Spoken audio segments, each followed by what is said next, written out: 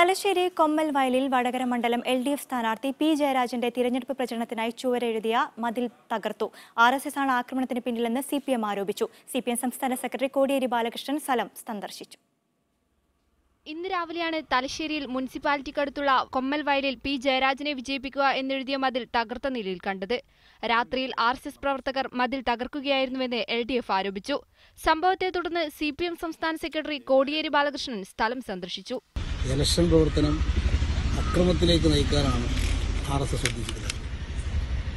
അക്രമവിരുദ്ധം എന്നൊരു ഭാഗത്ത് പ്രസംഗിക്കുക, അവർ തന്നെ അക്രമം അടിച്ചുവിടുന്നു. ഇടതുപക്ഷ പ്രവർത്തകന്മാർ അങ്ങേയറ്റം ആത്മസംയമനം പാലിച്ചുകൊണ്ടും സമാധാനം സ്ഥാപിക്കാനും മുൻകൈയെടുത്ത് പ്രവർത്തിക്കുമ്പോഴാണ് അത്തരമൊരു സ്ഥിതി ഇവിടെ അനുവദിക്കില്ല. വടകര മണ്ഡലത്തിൽ ആക്രമണം അഴിച്ചുവിട്ട് തെരഞ്ഞെടുപ്പ് അട്ടിമറിക്കാനാണ് RSS BJP ശ്രമിക്കുന്നതെന്നും കോടിയേരി പറഞ്ഞു. കൊമ്മൽ വയലിൽ ഇതിനു മുൻപും CPM RSS സംഘർഷം നിലനിന്നിരുന്നു. മീഡിയ 1 വടകര.